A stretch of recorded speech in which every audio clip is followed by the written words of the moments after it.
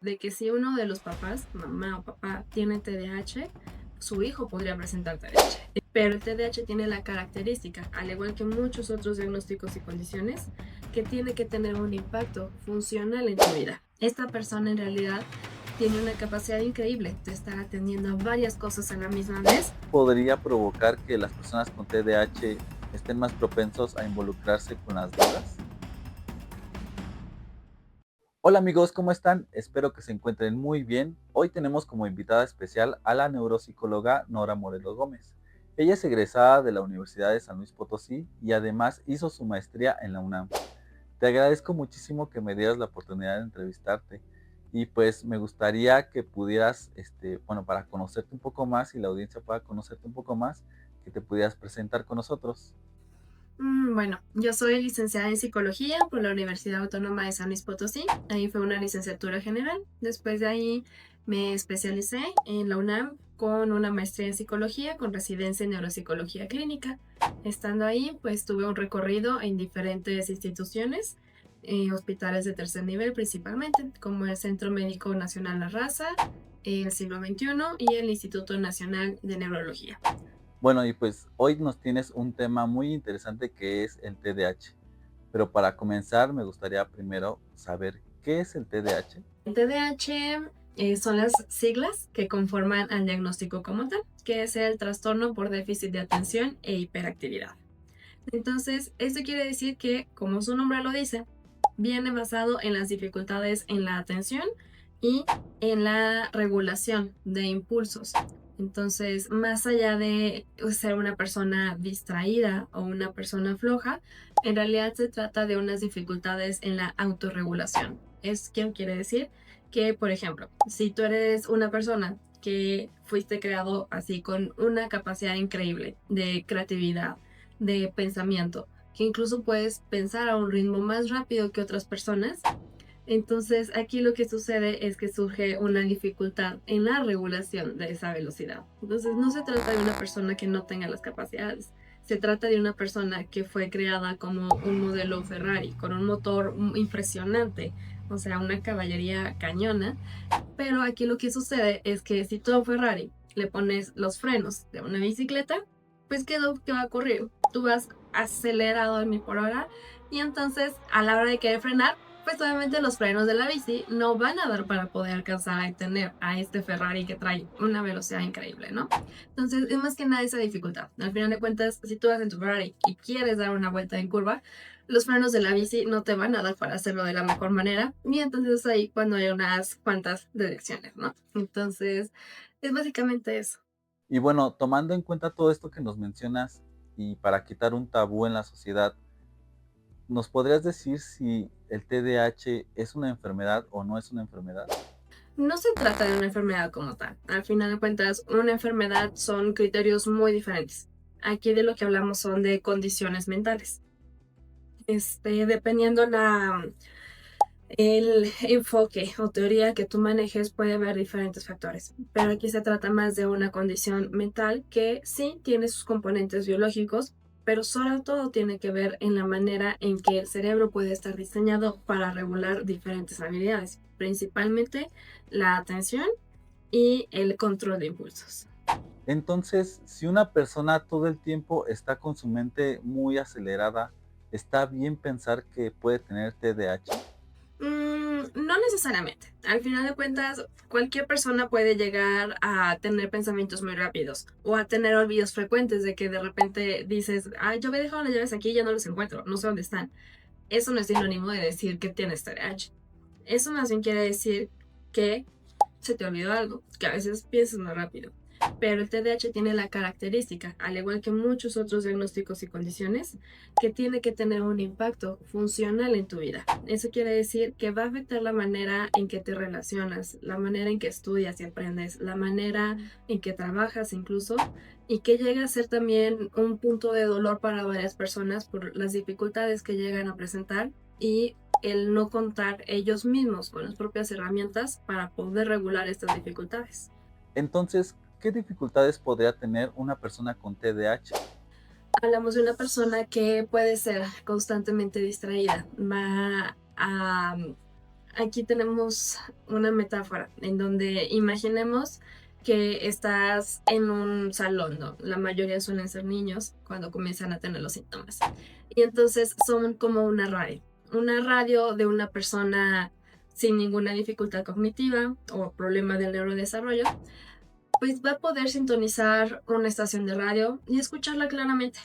Lo que sucede con una persona con TDAH es como si recibiera la señal de 5 señales diferentes más la interferencia. Y entonces, de la misma capacidad en que está escuchando la voz de la maestra, está escuchando el ruido de una hoja que cayó en el patio, está escuchando el ruido del compañero de al lado que está escribiendo, está percibiendo incluso el color de su lápiz morado fosforescente.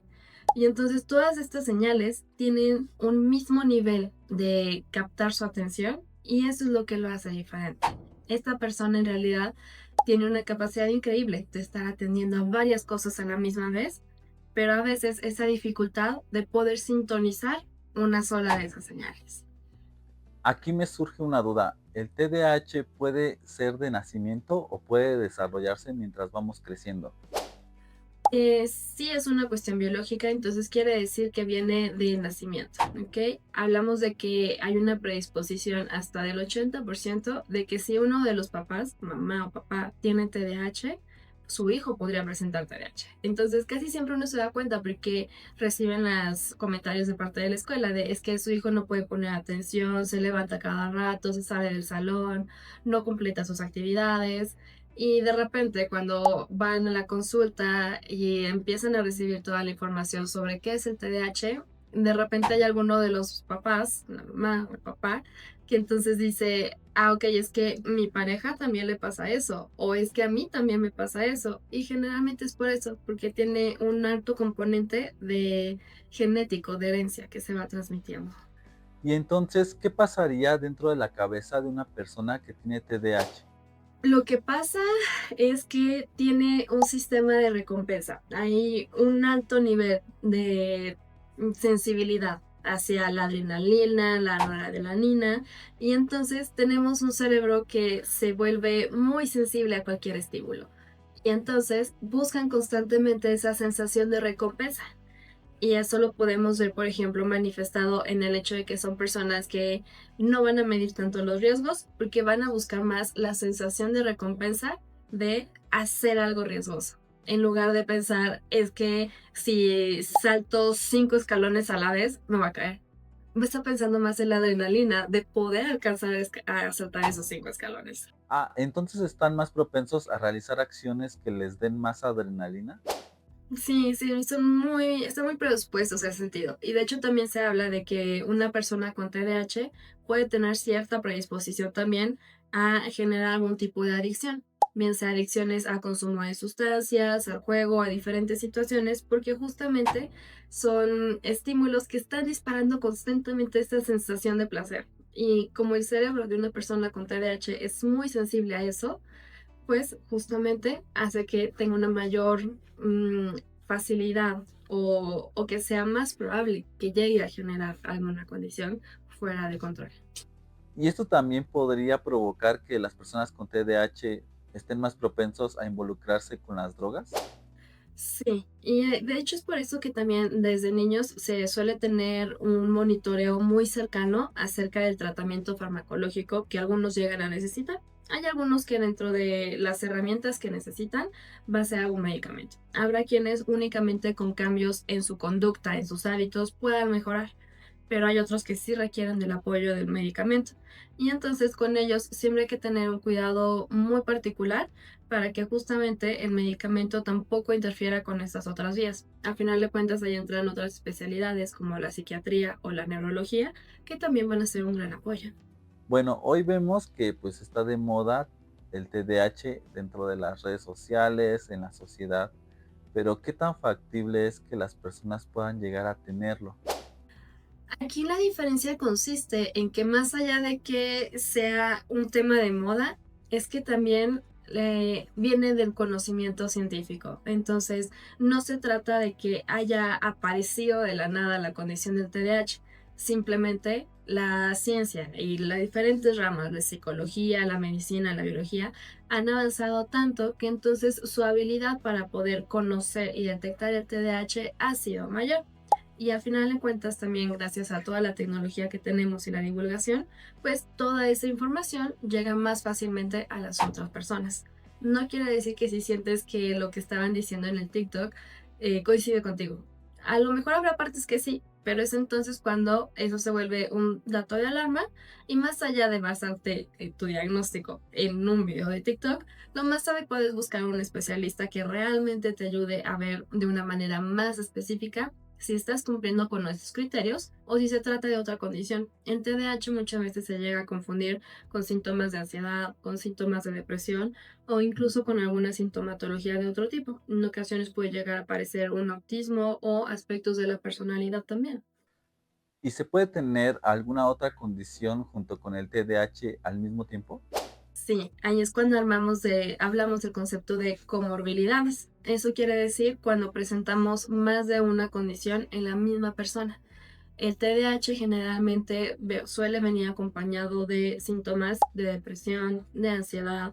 En ocasiones también se llega a presentar con otros diagnósticos como pueden ser el autismo, las altas capacidades cognitivas o incluso también con algunos diagnósticos de la personalidad. Y entonces, ¿cómo podríamos detectar o que nos diagnostiquen verdaderamente que tenemos TDAH? Principalmente es un poco el autoconocimiento y acercarte al especialista adecuado. Al final de cuentas, es igual que cuando te duele el estómago. Mm. Te puede doler por muchas causas. A lo mejor comiste algo que estaba echado a perder. A lo mejor es ansiedad. A lo mejor es cualquier otra cosa. Entonces, ¿qué es lo que haces? A lo mejor de entrada vas con un médico general y el médico general te podrá dar una orientación. Y si dentro de esa orientación a lo mejor no cuenta con las herramientas necesarias, entonces recurrimos a una especialidad más específica en ese punto. Y entonces podemos ir con un gastroenterólogo en el ejemplo del estómago, ¿no? Entonces lo mismo sucede en el caso del TDAH. A lo mejor primero tienes como que ciertas ideas, ciertos conceptos. Puedes acercarte con un psicólogo general, claro que sí, y va a poder identificar si realmente cumples con alguno de esos criterios y entonces derivarte a una especialidad que pueda examinar de una manera muchísimo más puntual si se cumplen con esas condiciones o si en realidad se presenta alguna otra. Ah, ok. Entonces, ¿qué tipo de especialistas me podrían decir que yo tengo TDAH? Las principales son la neurología, la psiquiatría y la neuropsicología. La neurología lo va a hacer desde un punto muy basado en el desarrollo del cerebro, la psiquiatría en el desarrollo de la mente como tal y la neuropsicología, esta se enfoca más en poder ver desde cómo funciona el cerebro humano, los procesos que necesita para llevar a cabo y mediante varias pruebas y actividades que son muy relacionadas con el tipo de dificultades que se pudieran llegar a presentar en el TDAH. ¿Qué opinas de las personas que se autodiagnostican con TDAH? ¿Es bueno o es malo? Mm, Pues no considero que sea algo bueno ni algo malo. Simplemente es un dato que te ayuda a acercarte. El punto es no quedarte con esa fase del autodiagnóstico. Responder un cuestionario en algún enlace web no determina si realmente presentas el TDAH o no. Es realmente el especialista quien te va a poder acompañar en ese proceso. Ok, entonces regresando a los síntomas, cuando una persona procrastina o no se concentra, ¿podríamos decir que tiene TDAH? No necesariamente. Hay muchos motivos por los cuales una persona puede procrastinar. Por ejemplo, si el tema no le interesa. O por ejemplo, si no existe la motivación o un estado de ánimo para poder acercarte a hacer eso.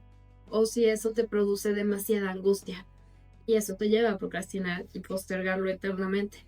No necesariamente quiere decir que sea TDAH. Ok, entonces ¿tendría alguna diferencia entre los síntomas del TDAH entre un niño y un adulto? Los síntomas, sobre todo el contexto, esa es una cuestión muy diferente. En el caso del niño, e incluso si es niño o niña. En el caso de varones, vemos niños que no se pueden estar en su asiento, o que si están en su asiento constantemente están así como que bailando, se mueven, se les cae el lápiz, se les cayó la otra cosa, y entonces están en constante movimiento. En el caso de niñas, no se presenta tanto esta hiperactividad física, sino que es más una hiperactividad mental. Entonces, constantemente tienen pensamientos de diferente tipo y entonces se vuelve así como una cosa muy tremenda en la mente. Y en cierto punto, cuando el TDAH está más severo en algunos niños, eso llega a impactar en el proceso de aprendizaje, porque hablamos de la estación de radio. Si estás recibiendo 5 señales iguales, ¿cómo sabes a cuál prestarle atención? ¿Cómo sabes si le vas a prestar atención a la suma y el procedimiento que está mostrando la maestra? O si más bien prestarle atención a los compañeros de al lado que están anotando otra cosa o que están tomando agua o cualquier otra cosa. Entonces, esa es una diferencia con los niños. Y también una parte importante con los niños es que mucho impacta también el entorno en el que están, el tipo de crianza que reciben y los límites que reciben.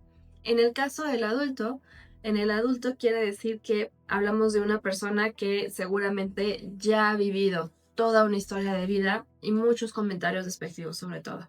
Llegan a consulta diciendo es que a mí siempre me dijeron que yo era un flojo, que no iba a alcanzar a hacer nada, que me decían que no iba a lograr mis metas porque siempre empiezo algo y no lo acabo. Entonces, esos son el tipo de cuestiones diferentes que llegan a la consulta o un niño o un adulto. Y ahora tomando en cuenta esta condición en adultos, ¿cómo podría afectar el TDAH en la pareja? Aquí hablamos constantemente de parejas en donde es que no se acordó de mi aniversario, es que no se dio cuenta de que me cambié el corte de cabello, es que estoy hablando y parece que no me está escuchando. Porque entonces, ¿qué sucede con este adulto? Este adulto tiene mil cosas a las que está prestando atención. Y entonces, a lo mejor una fecha no suele ser algo que esté en el canal principal en ese momento. Esa es como de las complicaciones que se presentan, sobre todo en pareja. Entonces, a veces se vuelve un reto y he tenido algunos pacientes que han llegado justamente porque su pareja se los ha dicho. Su pareja les ha dicho, oye, creo que a lo mejor te podría convenir ir con una neuropsicóloga para ver qué tienes. Y muchas veces vienen de esa manera. Entonces, diagnosticar el TDAH no es tan simple como parece, ¿verdad? No, realmente no es algo tan simple. Y de hecho es algo que ni siquiera se hace en una sola sesión.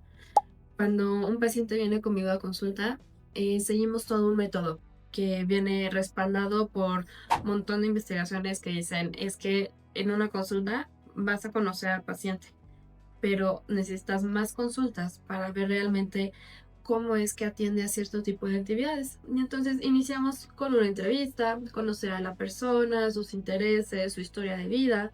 Y después de ahí se formulan las hipótesis de a lo mejor esto puede ser un TDAH, a lo mejor puede haber cuestiones del aprendizaje, a lo mejor puede haber alguna cuestión más social o de la personalidad.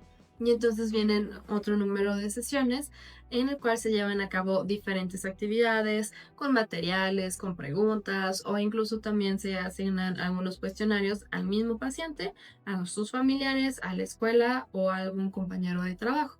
Que justamente un criterio importante del TDAH es que no se presenta solo en un contexto. Si tú tienes a un niño que solo está inquieto en casa, pero que en la escuela se puede portar adecuadamente, concentrarse, hacer sus actividades, eso quiere decir que solo está sucediendo en un entorno. Entonces, es más posible que sea algo del entorno lo que no está promoviendo que el niño o la persona adulta se pueda desenvolver de una manera más adecuada. Al final de cuentas, el cerebro también responde mucho al contexto en el que está. Entonces, hablando de que uno en la mañana comienza, se arregla, se prepara, toma sus cosas, sale del trayecto y llega a la oficina. Entonces el cerebro dice, estoy en la oficina, es momento de trabajar. En el caso de la pandemia no existía al inicio en varios de nosotros, no teníamos esa rutina adaptada a nuestro hogar. Y entonces esta parte del trayecto y llegar a una oficina no existía. Y entonces, pues el cerebro en lo que se adaptaba a este cambio de hábitos y nosotros mismos también íbamos construyendo nuevos hábitos, pues no era TDAH, era más bien una cuestión de adaptación a los cambios que estaban sucediendo. Por último, ¿podrías dedicarle algunas palabras a las personas que nos están viendo y también a las que sospechan que tienen TDAH? A una persona que sospecha TDAH, yo le diría, ok, es posible que lo tengas, pero también es posible que no. Entonces es momento de buscar acercarte al lugar más adecuado. Al final de cuentas, vivimos en una era en la que ya existimos muchos más especialistas. Entonces ya no se trata de que en una ciudad solamente exista un especialista, sino que en la ciudad vas a encontrar a varios o de diferentes especialidades y te puedes acercar con diferentes de ellos e incluso algunos con diferentes costos o condiciones. Entonces, a lo mejor si eres una persona que se le facilita desde la práctica privada, pues a lo mejor vas a tener una mayor inversión. Pero si eres una persona que más bien tiene escasos recursos y quiere buscar un apoyo más económico, también ya hay varias instituciones públicas que pueden ayudar en esta parte del diagnóstico. Perfecto, pues te agradezco muchísimo por habernos entregado un poco de tu tiempo y haber resuelto algunas de nuestras dudas. Muchas gracias también por la invitación. Me encanta estar con ustedes. Y bueno amigos, esto ha sido todo, espero que les haya gustado. Recuerden que voy a dejar los datos de la neuropsicóloga Nora Morelo Gómez y también puedan consultarla y tener un diagnóstico adecuado. Nos vemos hasta la próxima. Recuerden que también voy a dejar aquí un video para que puedan ver otros psicólogos, otras corrientes y también puedan dejar sus dudas, comentarios para que podamos irles preguntando a los psicólogos y a los especialistas que vayamos entrevistando. Nos vemos hasta la próxima. Bye.